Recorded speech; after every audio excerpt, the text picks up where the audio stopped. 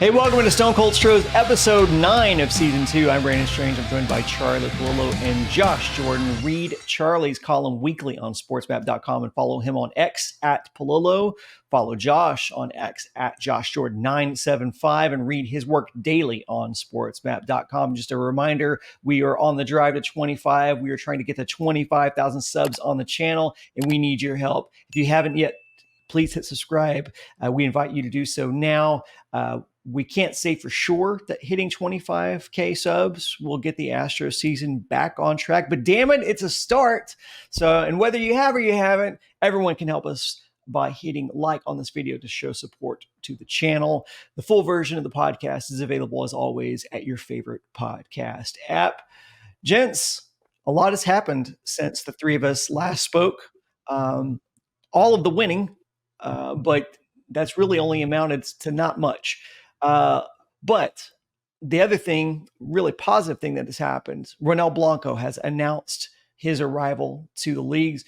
Charlie, this is pretty unexpected. It's an unexpected bright spot out of a few unexpected bright spots here. What has Ronel Blanco's performance meant to a team that has had trouble in unexpected places in pitching?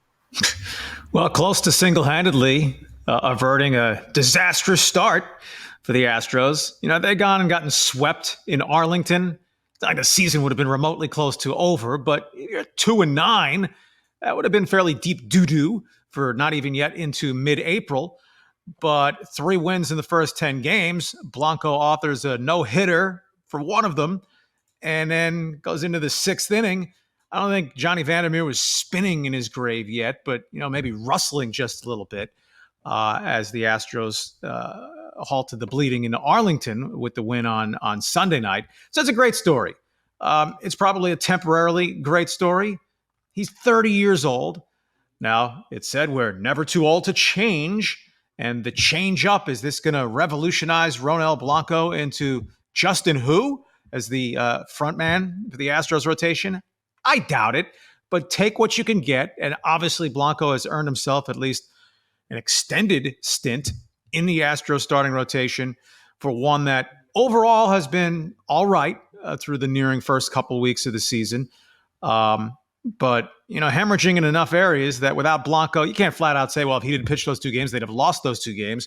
But we know he pitched in them, didn't give up a run in either of them. So congrats to him, along with, by the way, having a kid in the same stretch. Yeah, he's been fantastic. And he's also protected your bullpen. I know he went 6 innings in his last game, but hey, Hunter Brown wishes he could give you 6 innings. I'll tell you that. So he's doing what you need him to do. I mean, that was a tight game, and Astros held on.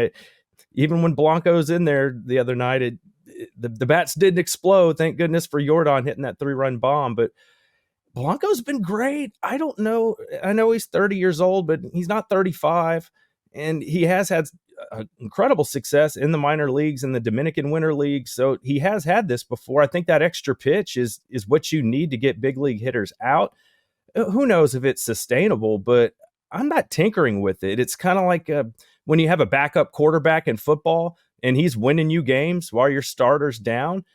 You don't automatically, unless the guy's Joe Montana as your starting quarterback, often they will ride out the backup until he starts losing. You keep riding that hot streak. So with Blanco, I'm not pulling him out of the rotation unless performance dictates that, because Hunter Brown is not pitching well, which is continuing from what he did last year. JP France is keeping you in games, but he's not doing anything to blow your doors off.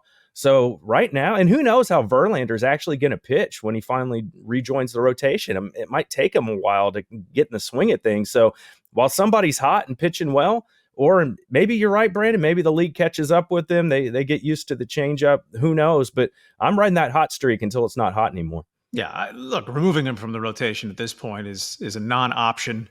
I'm already weary of hearing, well, all the reliever pitchers who are out of options. Option one and he gets claimed by someone. So what? Due respect to Taylor Scott and some others. It's 2 starts for Blanco, but 2 starts. His next one will be against the Rangers at Minute Maid Park this weekend. So they'll get a second look at him in short order. If they do nothing against him again, that grows the as this guy had a baseball late in life, just absolute epiphany adding that pitch. But, if they get 6 good weeks out of him in the rotation, 2 good months out of him in the rotation, that's way more than anybody had any reason to anticipate from Ronel Blanco, including Dana Brown, who at least gets the credit going back to last spring and saying, hey, Blanco's the guy maybe we stretch out as an emergency option, a depth man for the rotation. But remember, last April, Hunter Brown had more than 2 good starts. JP France was outstanding for about 2 months before a fade after that. So the whole sample size thing, obviously at 2 starts counts, but those 2 starts count. And he's just been amazing, right? If he allows 1 hit every 2 starts over the course of the season, I predict he wins the Cy Young Award. Good call. So if this were Survivor and you had to vote one of these guys out of the rotation, who definitively are you voting out of the rotation as it stands right now? Ooh, tough word, definitively. If you're still holding on to Hunter Brown being your premier pitching prospect, and he was a real quality pitching prospect, but not thought of as one of the great starting pitching prospects in the minor leagues, right? On the Astros island of not misfit toys, but certainly not stud prospects, Hunter Brown was deemed the best of them. But he's not, say, what Grayson Rodriguez was coming along for the Orioles, or any other real hot stuff pitching prospect. He hadn't been good for a pretty long while now. It's between he and France. Right? There's no question about that. Fromber's safe. Javier's safe. Blanco is safe. So I think it's an ongoing audition. Do you feel that Brown or France is more likely to give you better innings as a middle reliever type because they're not going to go into high leverage late game situations? Are you kicking Brown to the curb? Are you doing damage to his psyche if you remove him from the rotation? Well, his ERA is nearly 6 since May 1st of last year, so I'm not worried about hurting his feelings at this point. Pure meritocracy. Josh hit on a key phrase of France keeping them in the game. Right? 2 starts, 5 2/3 innings, 3 earned runs. That's not quality, but it's also keeping you around at least. Whereas Hunter Brown, unlikely to get through 5 innings and totally hit or miss where there's going to give up 2 runs or 5 runs. Yeah, for me, it's Hunter Brown for the reason Charlie just said. You're losing. You don't have time right now to take any more chances on, we got to wait for Hunter Brown because he's such a great prospect. Like, you got to win some ball games right now. You got to focus on the short term, and then you can worry about Hunter Brown in the big picture later. And I'll also point out, Christian Javier, they jerked him around from the rotation to the bullpen, to the rotation to the bullpen. Seemed to work out fine for him. So if they want to do that with Hunter Brown, I don't have a problem with it. And JP France is that kind of pitcher. He'll tell you, like, if he can get through the first inning, he's probably going to have a pretty decent start. That's usually his tipping point is if he gets blown up in the first, it's over. That's where he really struggles, is getting through that first inning. And I know Hunter Brown walks more guys, but he was pretty decent in relief in the postseason last year. Hunter Brown has more bullpen type stuff with the higher velocity and, the big curveball and the slider, the cutter. So for me, it's Hunter Brown, just because more recently, JP France has been better. It's just the truth. So that's who I would roll with. They have 2 more turns through the rotation to sort through this, right? With Verlander pitching at Sugarland Sunday. He should throw Friday. So if he's ready to come back to the major leagues, join the Astros after that, 4 days rest would be Wednesday, but a week from Wednesday is a day game. And so they may want to say, well, the extra few hours, and then you have an off day Thursday. A week from Friday at Washington could then be Verlander's regular season debut. So whether formally or just read the tea leaves, fellas, Hunter Brown particularly, JP France secondarily, you're on notice. You want to stay in the rotation? Show something over these next 2 starts. Obviously, the disadvantage of putting Brown into the bullpen is that a guy who can't seem to throw strikes with his breaking stuff, he's either going to walk guys and get them on base, or give up guys or give up hits because the guys are sitting on just his fastball. But you don't really have much of a choice right now. I mean, you need depth, especially in the bullpen. And I guess if we're breaking this down into kind of a cliched categorical thing, you talk, the good, the bad, and the ugly. The good, your bright spots have been Blanco and guys like Jeremy Pena, who've started out really hot for you. there's the bad, which is almost expectedly bad. Stuff like Bregman's slow start, Jose Abreu picking back up where he left off in his 2023 early regular season. And then the ugly, which has been the bullpen, shockingly bad in some parts. Unfortunately, we're not going to get to see Bennett Sousa. We hoped we might get a look at him. He's done with season-ending surgery. Brian Abreu, Ryan Presley, and Josh Hader, the guys who you thought, okay, like you don't know what it looks like in long relief, but the back end of your bullpen is going to be where you lock it down. It's been anything but. I don't know what is the solution here. I mean, I don't believe this is who Josh Hader really is. Ryan Presley has shown some at least glimpses of maybe getting it back on track. But guys, what do you do if the back end of your bullpen, like this is where all the money's invested in the bullpen, is in the back end to lock guys down, to close out games, and you can't count on that. That is bad if you're leaking water from that end of the boat. Yeah, well, I just think you rely on the form chart there. Hader does walk guys, so there is some risk there. It's several seasons removed, but he had a year where he was giving up home runs left and right with the Brewers. He gave up like 15 home runs in 70 innings. That he hung the one slider to blow a save last week. I don't want to go overboard with that. Josh Hader's really good. Ryan Presley, aging some, does not have the same level of lights out stuff as Hader or Abreu.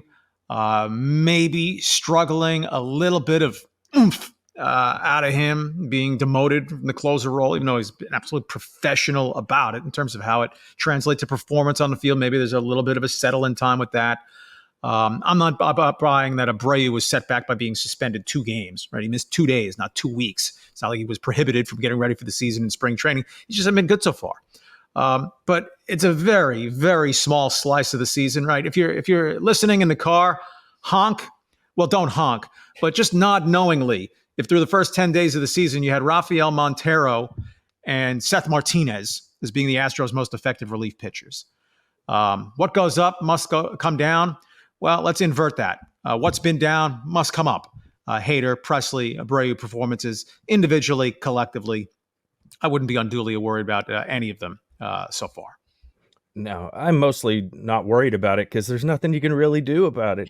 You're not getting rid of any of these guys. You're not changing their roles. I don't see anything changing for quite some time, and you shouldn't. These guys, they have the pedigree where you just have to trust them. And, when players go to new teams, it's always a little, you don't know what to expect, whatever sport you play in. When you switch teams, it's kind of a wild card. So when we saw that with Jose Abreu coming over from the White Sox last year, that didn't pan out. But, he's a player in his mid to late 30s, aging. Hader's still in the prime of his career.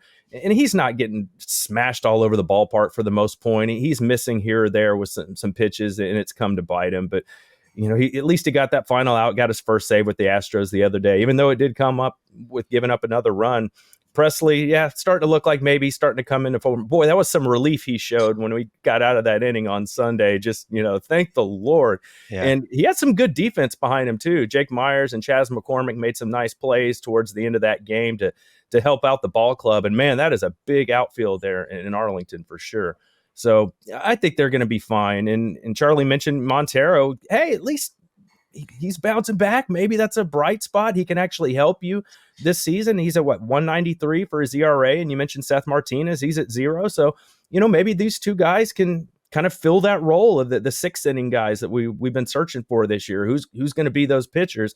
Maybe they can be that. And I think they're going to find it. These 3 guys at the back of the Astros bullpen, they're just too good. I know relief pitchers can be up and down from year to year, but you just got to roll with them. I think they'll be fine. And in the broader view, when the Astros lost the Saturday game to dip to 2-7, that tacked on one more loss. But last season, the Astros had 4 completely non-overlapping stretches where they went 2-6 over 8 games. This happens over 162 games. That it was the entirety of their resume and that it was the first 8 games of the season lends itself to, and they stink and they better snap out of this sooner or later. They're probably going to lose 6 out of 8 somewhere in May or June or July or August or multiple months, because that's just how baseball works, right? A really good NFL team is not going to lose 4 out of 5. A really good NBA team, barring injuries, is not going to lose 6 out of 8. In Major League Baseball, it happens. It's happened to the Astros with better teams than this one may turn out to be this season. But because it happened to start the season does not mean the season is heading for the dumpster. No, it's not how you begin, it's how you end. Also, it's going to be a lot about health. You know, you're hoping that you can get some guys back and those guys can contribute, because right now you have some found money in certain guys like Blanco and Montero, and you're hoping you can hold on to that found money in addition to getting reinforcements back from guys returning from injury and guys just getting back on track in general. We're going to talk about some more positions in which guys. We have one more comment from the Peanut Gallery. Go, Charlie. I'll be brief. Okay. Relatively. I don't think a citizen should be commended for not committing a crime. Just being a good citizen is kind of what we're all supposed to be. Nonetheless, given the circumstances, props to the Texas Rangers for in multiple games of the series having the roof open for beautiful, as it's meant to be played when the skies are right and the climate is right, baseball. Take notes, Houston Astros organization. I was wondering where that was going, but I should have known it was going to go to Roof Talk. That's going to be it for this episode of Roof Talk with Charlie, Josh, and myself. It's actually it for part 1 of Stone Cold Stros in general. And to listen to the full show, it's up right now at your favorite podcast app. And to watch the rest of our conversation, just check back here on YouTube because right on this channel, we'll be releasing that video shortly. And as always, go Stros!